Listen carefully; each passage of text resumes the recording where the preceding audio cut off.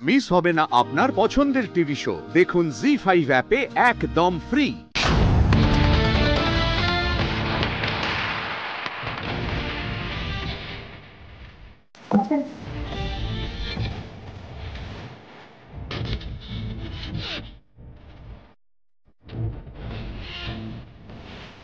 Captain রিসার্চের পেপারগুলো পুরনো পেপার সব ফেলে দাও সুরভি। ফেলে দেবো ক্যাপ্টেন? হ্যাঁ, খবরটা এখন থেকে শুরু হবে। Come on, hurry up, we don't have much time. Come on, fast fast guys, fast. Okay, come on guys, camera ready? Ready ma'am. Very good. Roll. Rolling. 3 2 1 live. নমস্কার দর্শক বন্ধুরা, আপনারা সকলে দেখছেন সত্যের সন্ধানে অভিমন্যু। আমি অভিমন্যু সেন নিয়ে চলে এসেছি এই মুহূর্তের সব থেকে বড় খবর। জানি এই খবরটা শোনার পর আপনাদের মনটা কিন্তু ভারাক্রান্ত হয়ে যাবে। প্রতিদিন আমি নিয়ে চলে আসি দেশ বিদেশের বড় খবর নিয়ে, কিন্তু আজকে আমি এসেছি একটি সাধারণ অ্যাক্সিডেন্টের খবর নিয়ে। বলা ভালো, আমি আসতে বাধ্য হয়েছি।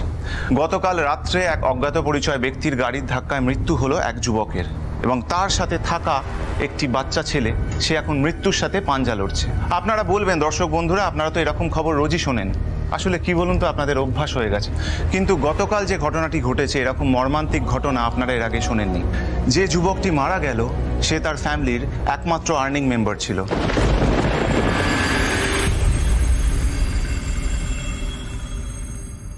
আচ্ছা দাদা, এখান থেকে বেরিয়ে বৌদি ভাই কি তোকে আর ফোন করেছিল? না রে, আমি বরং একবার ফোন করে দেখি।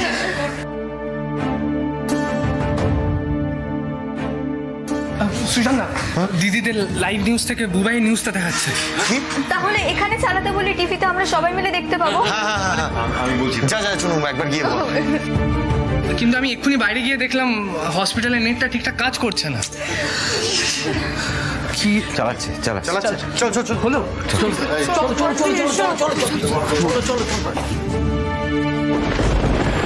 তার মা, তার বোন তার উপর সম্পূর্ণরূপে নির্ভরশীল ছিল। ছেলেটির সামনে বিয়ে, সবে চাকরির অ্যাপয়েন্টমেন্ট লেটার পেয়েছে, ঠিক এই সময় একটি গাড়ি এসে তাকে পিষে দিল। একটি তরতাজা প্রাণ চলে গেল। কে দায়ী এর জন্য? দেখতে থাকুন লাইভ নিউজ। আহারে, কার কোল খালি হলো কে জানে। বাড়ি থেকে বেরোনো মানে ফ্রন্টে হাতে করে নিয়ে বেরোতে হয় সাধারণ মানুষের। দর্শক বন্ধুরা, পেশায় শিক্ষক অভিজিৎ সাইকেলে করে তার ছাত্রকে নিয়ে বাড়ি ফিরছিল। ঠিক সেই সময় কোনো এক গাড়ি এসে তাকে ধাক্কা মারে এবং ঘটনাস্থলে অভিজিতের মৃত্যু হয়।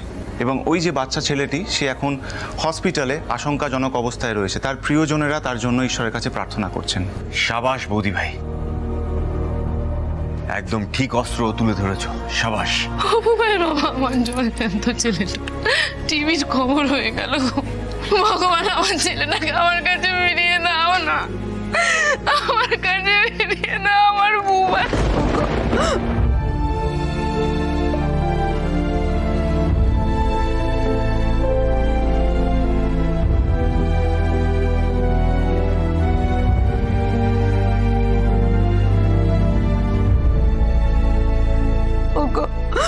বারবার আমাদের নাতিটাকে এরকম বিপদে কেন পড়তে হচ্ছে বলতো? কোন পাপের শাস্তি পাচ্ছি আমরা? আমার বোকা চোখা নাতিটার কোনোদিন আমার সাথে কথা বলবে না, তাই না? বড়দা, বড় বৌদি, তোমরা নিজেদের শক্ত করো, এত ভেঙে পড়লে চলবে? হ্যাঁ দর্শক বন্ধুরা, আমরা চলে যাব ঘটনাস্থলে, যেখানে এই মর্মান্তিক দুর্ঘটনা ঘটেছে। ওখানে রয়েছেন আমাদের প্রতিনিধি আলোকপর্ণা বসু। দেখুন, আমরা সরাসরি এসে পৌঁছে গেছি ঘটনাস্থলে। আমার সঙ্গে ক্যামেরা পার্সন রয়েছে অরিত্র। আমি অরিত্রকে একবার অনুরোধ করবো সিসিটিভির জায়গাগুলো দেখানোর জন্য।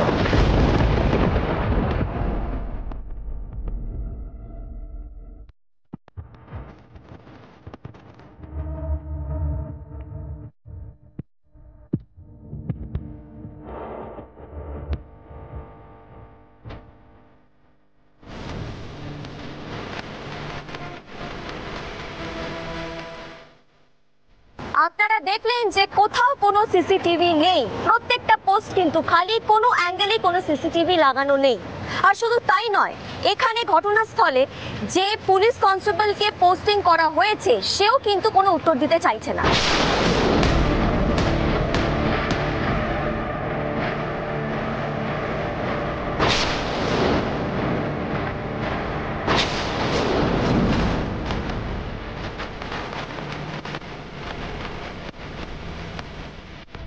মাই গড, এসব কি হচ্ছে?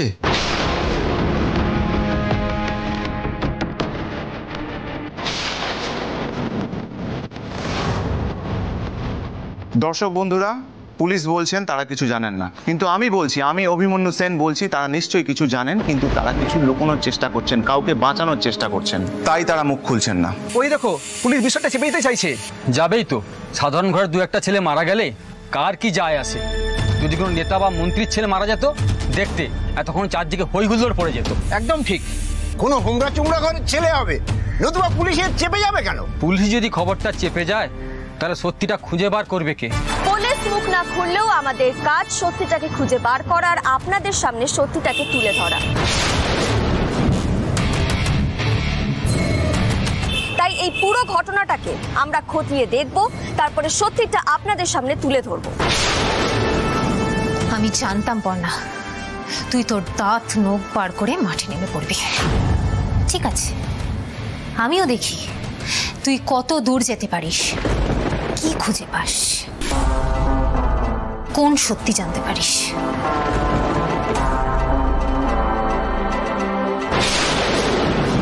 এখানে পরপর দুটো ট্রাফিক গার্ড বুথ রয়েছে, যেখানে 24 ঘন্টা ট্রাফিক পুলিশ মোতায়েন থাকে। তারপরেও এক্স্যাক্টলি সেদিন রাত্রিবেলা অ্যাক্সিডেন্টের সময় কি ঘটেছিল, কোন গাড়ি এই ঘটনা ঘটিয়েছে, সেটা কেউ জানতে পারলো না। কোনো গার্ড সেই ঘটনা দেখতেই পায়নি। এটা কি করে সম্ভব? এই দেখ, ওটা মানিকদে পাড়ার দত্তবাড়ি ছেলের কেস না? হ্যাঁ, তাই তো। কি জানি বাবা, কখন যে কার জীবনে কি ঘটে যায় তা বোঝা মুশকিল। কেন লোকেট করা গেল না গাড়িটাকে? কেন সেটাকে অজ্ঞাত পরিচয়ের গাড়ি বলা হচ্ছে? আমাদের ধারণা, পুলিশ কাউকে বাঁচানোর চেষ্টা করছে, কিছু একটা লুকোনোর চেষ্টা করছে।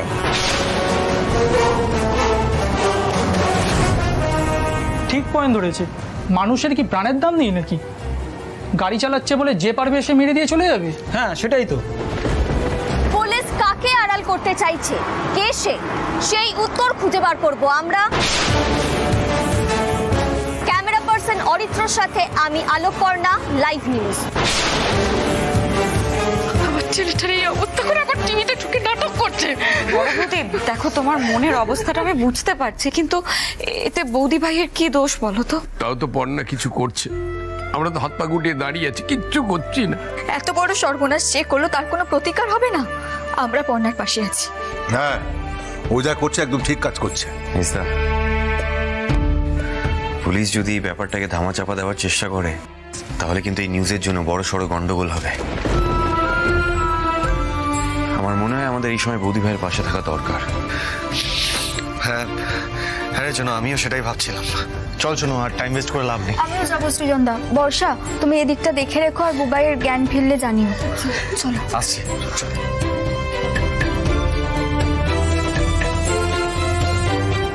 আমার ছেলেটা সর্বনাশ হয়ে গেল। জি5 ডাউনলোড করুন আর সব এপিসোড দেখুন একদম ফ্রি।